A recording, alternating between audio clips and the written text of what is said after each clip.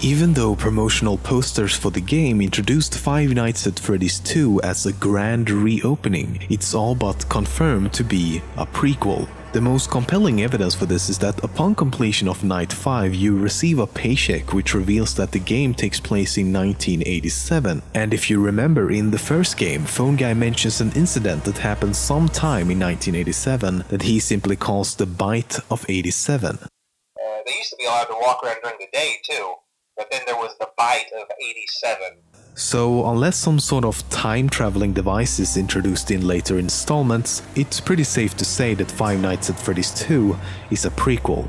If you're somehow still not convinced, take a look at the article underneath the paycheck. It reveals that the pizzeria is closing and that all the new animatronics that were introduced in this game will be scrapped due to malfunctioning. However, the old animatronics will remain in the hopes that the restaurant will reopen someday in the future, which would explain why we don't encounter the new animatronics in the first game. Then there's also the fact that in the first game it sounds like Phone Guy is killed during Night 4. I always wondered what was in all those empty heads back there, you know. Oh no. But in the second game he's obviously fine. Now that Golden Freddy has actually been named in the game, Phone Guy and the Puppet are the only two remaining characters without an official name. Almost all animatronics in the series are male, the only exceptions being Chica and Toy Chica, which are female. There's also the Puppet, which is a bit of a mystery but is generally assumed to be male. Then there's Mangle, while Mangle is referred to as a he by Phone Guy. I think the employees refer to him as just the Mangle. The custom night challenge titled Ladies Night includes Chica, Toy Chica and Mangle, leading many to believe that it's actually a she.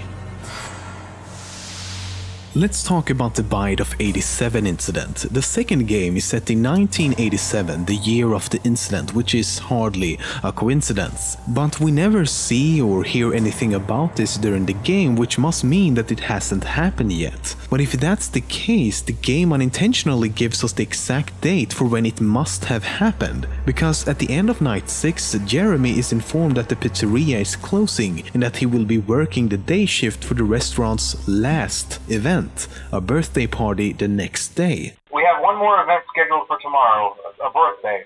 You'll be on day shift. In other words, the Bite of 87 occurred on November 14th.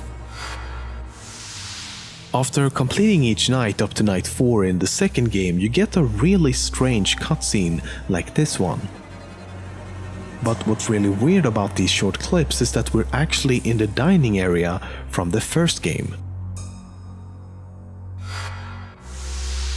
The creator of the game, Scott Cawthon, is also the voice behind Phone Guy. Hello? Interesting to note is that even Scott himself simply calls him Phone Guy, which might suggest that he doesn't have an actual name yet. After playing the first 6 nights in the second game as Jeremy Fitzgerald, you actually play the 7th custom night as someone named Fritz Smith. What's interesting here though is that his name is very similar to the surnames of the two main characters. Fritz taken from Fitzgerald and Smith taken from Schmidt. As I'm sure most of you know by now, sometimes after one of the animatronics attacks, the game doesn't end. Instead, you get to play one of these top-down 2D minigames. I won't go into what these games could potentially be about, because at this point, we really don't know. But after reading through several forums, the wiki and of course playing the game myself, there might be a few things you've missed. For example, in all but one of these 4 minigames, you'll hear a distorted voice calling out different letters.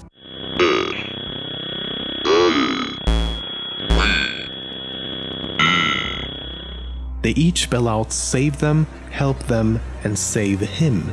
In one of the games where you play as the puppet, the game ends with a jump scare by Golden Freddy. Let's play that again. You probably still can't see it, but there's actually a 5th child. Right there.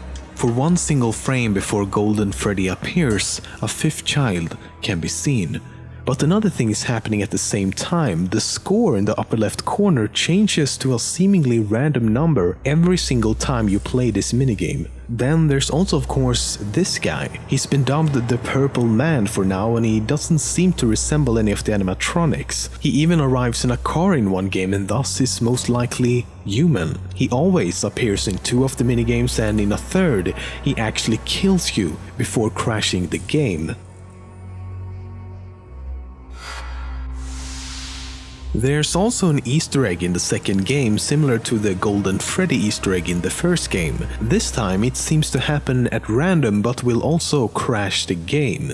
It looks almost exactly like Toy Bunny, except for the fact that this animatronic is completely black with white teeth and eyes, and appear to be some sort of shadow or hallucination given how it just slowly fades away. In the second game, it's easy to figure out when the game is supposed to take place because the game actually gives us the exact date. From this we can figure out that night 5 is a Thursday, which is a little weird as that means we started working on a Sunday. Nevertheless, this also means that night 6 is Friday the 13th, which seems appropriate as it's a date surrounded by a lot of superstition. But the first game only gives us a partial date and leaves out the year.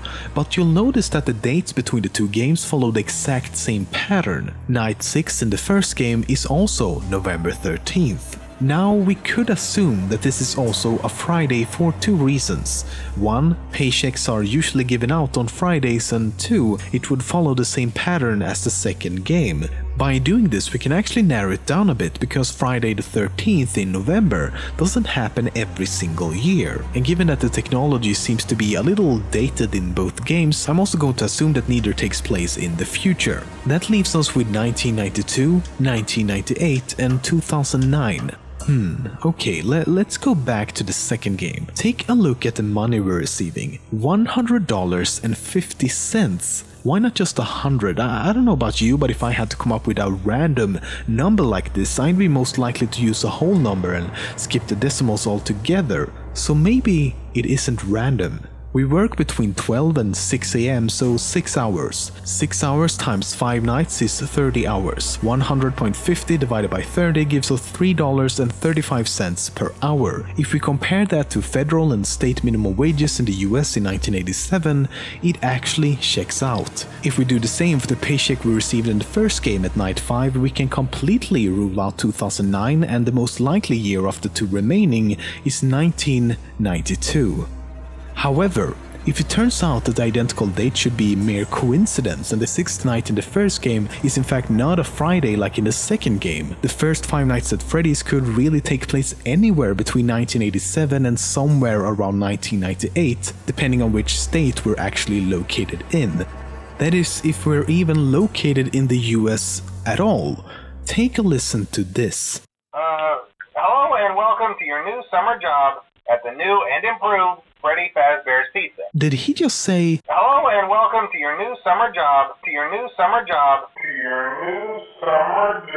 As far as I know, it's not considered to be summer in November, unless you live in the southern hemisphere where summer actually starts in December and all of a sudden, welcome to your new summer job, would make a lot of sense.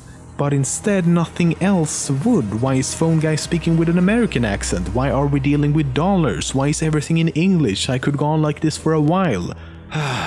So, conclusion? With the evidence we've found so far, both games most likely takes place in the US, and the first game most likely takes place around 1992, and the second game certainly takes place in 1987. But there's still some conflicting evidence, so for the time being, we don't really know shit.